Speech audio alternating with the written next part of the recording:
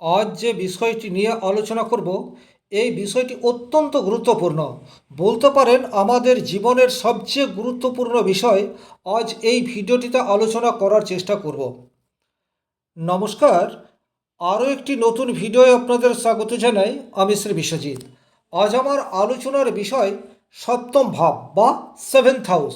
এর আগে আমি এক এক করে লগ্ন ভাব, দ্বিতীয় ভাব, তৃতীয় ভাব, চতুর্থ ভাব, পঞ্চম ভাব এবং ষষ্ঠ ভাব নিয়ে আলোচনা করেছি। একজ্যাক্টলি আমার আপনার যে প্রশ্নগুলি থাকে সেই সমস্ত প্রশ্নের উত্তর ভাবকুণ্ডলী বা আপনার কুষ্ঠির মধ্যেই লুকিয়ে রয়েছে। রাশিফলমূলক ভিডিও আপনারা প্রচুর মাত্রায় দেখেন, কিন্তু সেখান থেকে খুব একটা পজিটিভ রেজাল্ট আপনারা আশা করতে পারেন না। কারণ রাশিফল মানেই হচ্ছে সামগ্রিক আলোচনা। ম্যাক্সিমাম 10 থেকে 20% মানুষের ক্ষেত্রে মিলতে পারে, সেটাও কাকতালীয়ভাবে। আপনার যা প্রশ্ন সেই প্রশ্নের উত্তর আপনার হরোস্কোপ বা লগ্ন কুণ্ডলীর মধ্যেই লুকিয়ে থাকে। ফিউচার প্ল্যানিং ইউটিউব চ্যানেলটির একমাত্র উদ্দেশ্য হচ্ছে আপনাদেরকে আগে থেকে সাবধানতা করে দেওয়া। একজ্যাক্টলি আপনার কোথায় সমস্যা এই বিষয়টি যদি আপনি নিজে বুঝতে পারেন, সেক্ষেত্রে সমাধানের রাস্তা সেটাও আপনি আপনার মতো করে বের করে নিতে পারবেন। আর সেটি আমার একমাত্র প্রয়াস। চলে আসছি মূল আলোচনায়। এই ভিডিওতে যে বিষয়গুলি জানব, নাম্বার ওয়ান, সপ্তম ভাব আপনি কিভাবে নির্বাচন করবেন। নাম্বার টু, সপ্তম ভাব আপনার কীরূপ অবস্থায় রয়েছে। এবং নাম্বার থ্রি, সপ্তম ভাব থেকে সাধারণত কিসের বিচার হয়। এই তিনটি গুরুত্বপূর্ণ বিষয় এই ভিডিওতে এমনভাবে আলোচনা করব যাতে করে আপনারা খুব সহজেই আপনার জন্মকুণ্ডলী বা হরোস্কোপের সাথে ম্যাচ করে নিতে পারেন। ভিডিওটি দেখতে আপনার ভালো লাগবে না সেটা আমি জানি, কিন্তু আপনি যদি গভীর সমস্যার মধ্যে রয়েছেন, সেক্ষেত্রে অত্যন্ত মনোযোগ সহকারে দেখলে আপনি সমাধানের রাস্তা পাবেন, এটুকু অন্তত বলতে পারি। চলে আসছি মূল আলোচনায়। সপ্তম ভাব কিভাবে বিচার করবেন। দেখুন, আপনার হরোস্কোপে লগ্ন যেখানে রয়েছে সেখান থেকে ডান দিকের সপ্তম রাশিটি হবে আপনার সপ্তম ভাব। যে উদাহরণ কুণ্ডলীটি নিয়েছি, পরিষ্কার আপনারা এখানে দেখতে পাচ্ছেন date of birth, time of birth এবং প্লেস অফ বার্থ দেওয়া আছে। তাহলে এই লগ্ন কুণ্ডলীতে বা যে ডেট অফ বার্থ দিয়েছি তার সাপেক্ষে লগ্ন হচ্ছে তুলা। তাহলে তুলা থেকে আমরা সপ্তম রাশির ডান দিকে দেখব 1, 2, 3, 4, 5, 6, 7। তাহলে এই জাতকের সপ্তম ভাব হচ্ছে মেষ রাশি, অর্থাৎ মেষ রাশির ঘরটি হচ্ছে জাতকের সপ্তম ভাব। রাশি থেকে সমস্যার সমাধান বা প্রশ্নের উত্তর এটা পাওয়া যায় না, প্রশ্নের উত্তর ভাব থেকেই পাওয়া যায়। তাহলে তুলা লগ্ন সাপেক্ষে মেষ রাশির ঘর হচ্ছে সপ্তম রাশি, এটা আপনারা পরিষ্কার দেখতে পেলেন। এখন আপনার জন্মকুণ্ডলিতে দেখে নিন, আপনার যেখানটায় লগ্ন রয়েছে সেখান থেকে 7টা ঘর গুনে যান, যে রাশিটি পড়বে সেটি হবে আপনার সপ্তম ভাব। পরিষ্কার। এবারে দেখব সপ্তম ভাব কীরূপ অবস্থায় রয়েছে, খুব ইম্পর্টেন্ট। অর্থাৎ সপ্তম ভাবের পজিটিভ রেজাল্ট আপনি পাচ্ছেন নাকি সপ্তম ভাবের নেগেটিভ রেজাল্ট আপনি পাচ্ছেন, এটি তিনটি প্যারামিটারের উপর নির্ভর করে আলোচনাটি এগিয়ে যাবে। নাম্বার ওয়ান কি দেখব, ভাবে অবস্থিত গ্রহ। তাহলে সপ্তম ভাবে কোন গ্রহটি রয়েছে, সপ্তম ভাবে কেতু অবস্থান করে রয়েছে। দেখুন, ছল কপটের কারক গ্রহ হচ্ছে কেতু। কেতু নিজেকে লুকিয়ে রাখতে চায়, অর্থাৎ আত্মগোপন করার একটা চেষ্টা, সেটি কিন্তু কেতুর নৈতিক চরিত্রের মধ্যে রয়েছে। কেতু কখনোই নিজেকে প্রকাশ করতে চায় না। সুতরাং এখানে আমরা কেতুর খুব একটা পজিটিভ রেজাল্ট আশা করতে পারি না। দ্বিতীয় হচ্ছে ভাবে দৃষ্ট, অর্থাৎ কোন গ্রহ সপ্তম ভাবকে দেখছে। তাহলে এখানে রাহু দেখছে, এটা স্বাভাবিক। তার সাথে সাথে বৃহস্পতি, সেও কিন্তু সপ্তম ভাবকে দেখছে। আর ভাবপতি গ্রহ কোথায় রয়েছে, ভাবপতি গ্রহ হচ্ছে মঙ্গল, যে লগ্নের অষ্টমে অবস্থান করে রয়েছে। তাহলে আমরা এখান থেকে কি নির্যাস পাচ্ছি, এখান থেকে নির্যাস পাচ্ছি সপ্তম ভাব কিন্তু অনেক বেশি দুর্বল হয়ে গেল। কেন সপ্তম ভাব অনেক বেশি দুর্বল হয়ে গেল? আর সপ্তম ভাবের যে বিচার্য বিষয়, অর্থাৎ বিবাহ, ব্যবসা, পার্টনার, বিনিময়, এই সমস্ত জায়গায় কোথায় পজিটিভ রেজাল্ট আসবে, কোথায় নেগেটিভ রেজাল্ট আসবে, একজ্যাক্টলি এই বিষয়টি এক এক করে বলছি। যারা এতক্ষণ রয়েছেন খুব মনোযোগ সহকারে দেখে নিন। প্রথমত কি দেখব, প্রথমত দেখব বিবাহ। এই জাতকের কি বিবাহ হবে? নাম্বার ওয়ান কোশ্চেন, জাতকের বিবাহ হবে। তার কারণ হচ্ছে এখানে দেবগুরু বৃহস্পতির দৃষ্টি সপ্তম ভাবের উপর রয়েছে।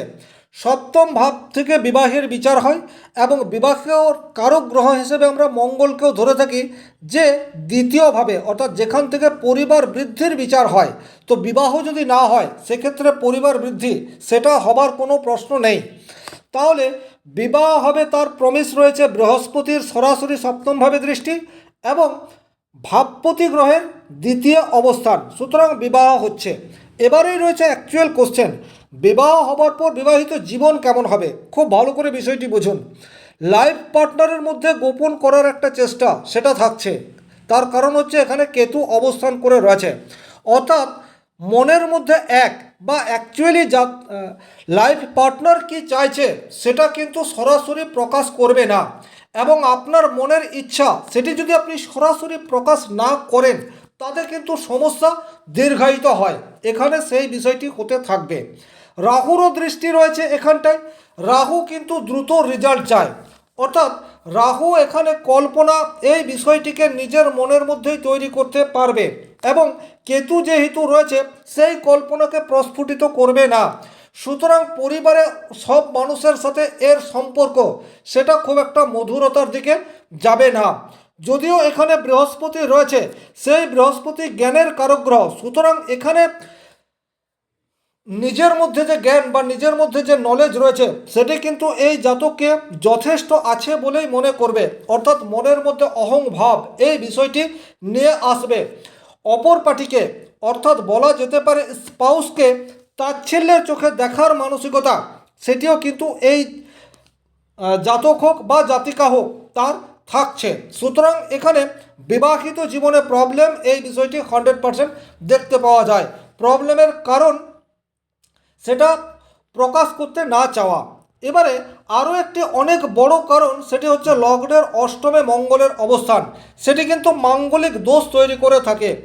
মাঙ্গলিক দোষ যদি প্রবলভাবে তৈরি হয় সেক্ষেত্রে কিন্তু বিবাহিত জীবনের চরম সমস্যা এই বিষয়টিকে ইন্ডিকেট করে থাকে। তাহলে এখান থেকে আমরা কি দেখতে পাচ্ছি, বিবাহ হবে কিন্তু বিবাহিত জীবন সুখের হবে না, প্রবল অশান্তি এই বিষয়টি আসছে। দ্বিতীয় হচ্ছে এখানে ব্যবসা, এই জাতকের কি ব্যবসা করবে নাকি এই জাতক চাকরি করবে, এই জায়গাটা কিন্তু খুব ভালোভাবে বুঝতে হবে। সাধারণত সপ্তমপতি সপ্তমের দ্বিতীয় অবস্থান করলে কর্মক্ষেত্রে স্টেবিলিটির অভাব এই বিষয়টি চলে আসতে পারে। তাছাড়া লগ্নে রাহু এবং কেতু এর প্রভাব যথেষ্ট মাত্রায় রয়েছে। ষষ্ঠপতি হিসেবে এখানে বৃহস্পতি রয়েছে, লগ্নপতি শুক্র সে দশমে চলে গেছে। সুতরাং এটা বলা যেতে পারে এই জাতক কোনো কোম্পানির চাকরি পেলেও পেতে পারে, কিন্তু সেই চাকরি জাতক দীর্ঘদিন করতে পারবে না, এবং ইন ফিউচার চাকরি বা ব্যবসা এই জাতক দুটিতেই নিজেকে যুক্ত করতে পারে। তবে ব্যবসা ক্ষেত্রে কিন্তু জাতকের প্রবল সমস্যা এই বিষয়টি নিজে নিজেই তৈরি করে ফেলবে, কারণ লগ্নে রাহু বৃহস্পতির মিলিত প্রভাব গুরুচণ্ডাল দোষ তৈরি করে রেখেছে, এবং পার্টনারের ভাবে রয়েছে কেতু। অর্থাৎ কাস্টমারকে আইডেন্টিফাই করার ক্ষেত্রে সমস্যা, কোন লাইন নিয়ে ব্যবসা করবে সেটা নিয়ে সমস্যা, কোন সময়ে ব্যবসা করবে। অর্থাৎ ব্যবসা করার ইচ্ছা থাকলেও এই সমস্ত প্রশ্নের উত্তর এই জাতক পারফেক্টলি নিজের মনের মধ্যে নিয়ে আসতে পারবে না। এখান থেকেই বিচার হবে পার্টনার। অর্থাৎ পার্টনার বলতে শুধুমাত্র যে লাইফ পার্টনার তা নয়, এখান থেকে সমস্ত কিছু পার্টনার, সে আপনার বাবা হতে পারে, মা হতে পারে, কোনো ব্যবসায়িক পার্টনার হতে পারে, বন্ধু হতে পারে, এভরিথিং। তাহলে পার্টনারের ক্ষেত্রটিও কিন্তু এই জাতকের ভালো হচ্ছে না। পার্টনারকে নিয়ে ব্যবসা করলেও কিন্তু জাতকের প্রবল সমস্যা হওয়ার সম্ভাবনা সেটি তৈরি করে দিচ্ছে। তাহলে এক কথায় এই জাতকের অবশ্যই ব্যবসা না করাই ভালো। এখান থেকেই বিচার হয় বিনিময়। বিনিময় বলতে আদান প্রদান, এটা আমরা প্রত্যেক দিন প্রত্যেক সময়ে করে থাকি, অর্থাৎ এক্সচেঞ্জ। এই জায়গাটা জাতক কিন্তু অনেক বেশি দক্ষতা হতে পারে, অর্থাৎ ছলনা কপটতা এই বিষয়টি কিন্তু জাতকের মধ্যে থাকছেই। সুতরাং জাতকের ইনস্ট্যান্ট কিছু করার চেষ্টা সেটি অবশ্যম্ভাবী তৈরি হবে, তবে দীর্ঘস্থায়ী কোনো কাজ করার ক্ষেত্রে প্রতিবন্ধকতা সেটি এই জাতকের আসবে। এই ছিল এই ভিডিওটির মূল আলোচ্য বিষয়। যদি ভিডিওটি আপনার কার্যকরী বলে মনে হয় সেক্ষেত্রে অবশ্যই লাইক করে দেবেন। চ্যানেলে নতুন হয়ে থাকলে চ্যানেলটিকে সাবস্ক্রাইব করে পাশে থাকা অল নোটিফিকেশন বেল আইকনটি প্রেস করে দিন। আজকের ভিডিও এখানেই শেষ করছি। ভালো থাকুন, সুস্থ থাকুন, ধন্যবাদ।